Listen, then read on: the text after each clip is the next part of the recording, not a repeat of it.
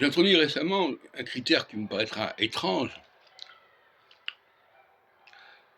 Pour savoir si quelqu'un connaît un milieu intellectuel, quel qu'il soit, il faut savoir s'il connaît les noms des gens les plus importants, non seulement ceux du passé, mais ceux du présent.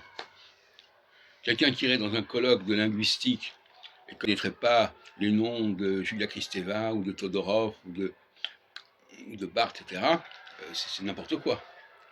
Il y a un minimum à connaître. D'ailleurs, à mon avis, il faudrait faire une présélection des gens qui viennent dans les congrès et vérifier qu'ils ont un minimum de connaissances des sujets qui sont abattus et des personnalités qui marquent cette époque. Eh bien, dans le cas de l'astrologie, quelles sont les questions qui pourraient poser qui prouveraient la connaissance du milieu astrologique, la connaissance du savoir astrologique, la connaissance de la recherche astrologique?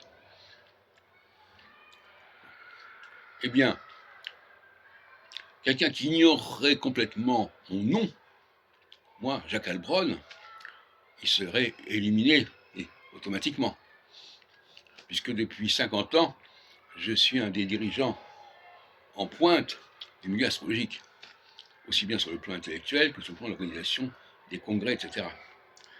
Donc, si on avait demandé, et d'ailleurs j'ai fait le test, plus ou moins, ma présence, alors que en plus je suis très présent physiquement dans les vidéos depuis déjà 18 ans,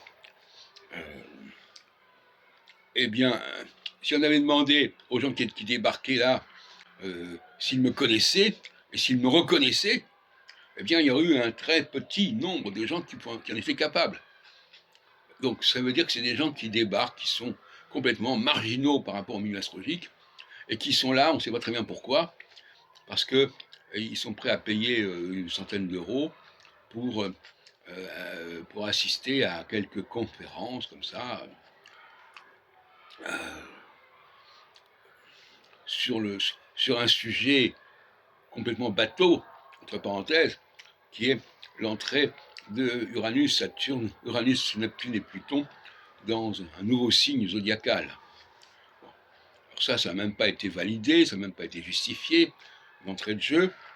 On pourrait en débattre largement, mais il est certain que c'est une voie de garage, cette recherche transsaturnienne, qui au moins aurait dû faire l'objet d'un débat.